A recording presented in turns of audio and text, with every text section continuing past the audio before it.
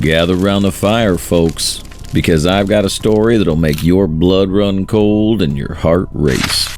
Picture this: a respected doctor, a vulnerable young woman, and a love-struck teenager. Sounds like the setup for a cheesy romance novel, right? Well, buckle up, because this tale takes a dark turn that'll leave you questioning everything you thought you knew about justice and revenge.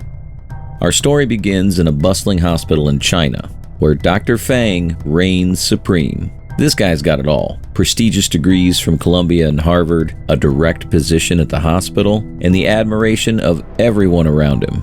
He's the kind of person you'd trust with your life, literally. But as we'll soon find out, appearances can be deceiving. Enter Guo Shuang, or SG as she was known. She's fresh out of college, bright-eyed and bushy-tailed, ready to take on the world. SG lands a part-time gig at the hospital, and she's determined to turn it into a full-time position. She's the type to greet everyone with a smile, always eager to please her superiors. Little does she know, her enthusiasm is about to catch the wrong kind of attention. Now, here's where things start to get interesting. Dr. Fang, our supposedly respectable doctor, invites SG to his 40th birthday bash. She's over the moon, thinking this is her chance to impress the higher-ups and secure that coveted full-time position. But Dr. Fang has other plans, and they're far from professional. The party's in full swing, drinks are flowing, and SG's feeling pretty good about herself. That is, until she starts feeling a little too good. Her vision blurs, she's stumbling over her own feet, and suddenly Dr. Fang's offering to take her home. Now, if you're thinking this is headed somewhere bad, you're right on the money. SG wakes up the next morning in Dr. Fang's bed. Her world comes crashing down. She's been assaulted by the very person she looked up to, the person she thought she could trust. It's a gut-wrenching moment. But here's where our story takes an unexpected turn. Instead of reporting the assault, SG finds herself trapped in a twisted relationship with Dr. Fang. He dangles the promise of a full-time position in front of her, and she takes the bait. It's a classic case of a predator using their power to manipulate their victim. As the months drag on, SG's life becomes a living hell. She's promoted to full-time, but it's a hollow victory. Dr. Fang continues to use and abuse her. And just when you think things can't get any worse, our story introduces a new player, Zizan Wang, or Z for short. He's young, barely 18, but he becomes SG's confidant and eventually her boyfriend. When SG spills the beans about her ordeal with Dr. Fang, Z's reaction is exactly what you'd expect from a love-struck teenager: pure, unadulterated rage. SG and Z, fueled by trauma, anger, and a warped sense of justice, start hatching a plan. They're not just talking about exposing Dr. Fang or getting him fired. No, they're planning on something far more sinister. Picture this: a car ride into the countryside, an unsuspecting Dr. Fang in the passenger seat, and a seething Z in the back, armed with surgical blades and a hammer. It's like something out of a horror movie. And trust me, what happens next is not for the faint of heart. The tension in that car was thick enough to cut with a knife. Dr. Fang, oblivious to the danger he's in, starts to get nervous as they leave the city behind. That's when Z drops the bombshell. They know what Dr. Fang did, and they're giving him one last chance to make things right. But Dr. Fang, being the arrogant jerk he is, claims he can't do anything. And that's when all hell breaks loose. Z, this 18-year-old kid, suddenly becomes an avenging angel. He slashes Dr. Fang's neck from behind, and blood starts spraying everywhere. It's like a scene from a Tarantino movie, but this is real life, folks.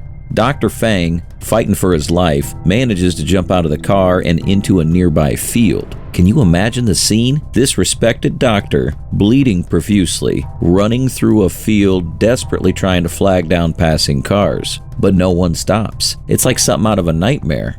Z, not finished with his gruesome task, chases Dr. Fang down. And that hammer? Yeah, he uses it. It's a brutal, horrifying end for Dr. Fang. SG and Z, covered in blood, drive off and set the car on fire to destroy the evidence. It's like they've stepped into a different reality, one where they've crossed a line they can never uncross. They're caught within days. The affair between SG and Dr. Fang wasn't exactly a secret at the hospital, so it didn't take long for cops to connect the dots. Here's where things get interesting though. When they're arrested, neither SG nor Z try to hide what they did. They confess immediately. It's like a weight has been lifted off their shoulders. But that weight is about to come crashing back down, because on October 17th, 2007, both of them are sentenced to death. You'd think that'd be the end of the story, right? 2 killers caught and sentenced, case closed.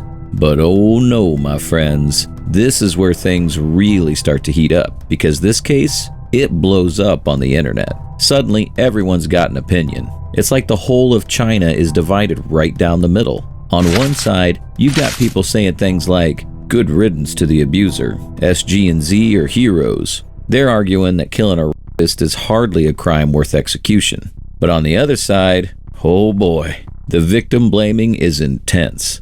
People are saying SG wasn't really abused because she continued the relationship with Dr. Fang.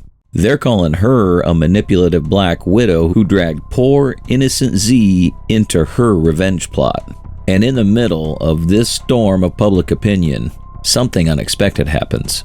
Z's case gets taken up by the Supreme Court, and at the last minute, literally as they're both preparing for their executions, Z's sentence gets commuted to life in prison. Now, this is where we circle back to that heart-wrenching scene I mentioned at the beginning of our story. SG, moments away from her execution, is told that Z won't be dying. And her reaction? Pure, unadulterated joy. She's crying, saying she's so happy he gets to live, that she doesn't have to drag him down anymore. But here's the kicker. Even this final, touching moment becomes fuel for debate. Some people see it as proof of SG's love for Z, evidence of her humanity. Others, they see it as confirmation that she manipulated Z, that she's relieved she doesn't have to bear the full weight of their crime. At that, my friends, is the crux of this whole twisted tale. Because at its heart, this isn't just a story about a horrific crime. It's a story about perspective, about how the same set of facts can be interpreted in wildly different ways depending on who's looking at them. Was SG a victim driven to desperate acts by a system that failed her? Or was she a manipulative killer who used her trauma as an excuse for murder? Was Z a love-struck teenager manipulated into committing a heinous crime? Or was he a willing participant in a brutal act of revenge? The truth, as it often is probably somewhere in the murky middle. But that's what makes this case so fascinating and so chilling, because it forces us to confront some uncomfortable truths about human nature, about justice, about the long-lasting impacts of trauma.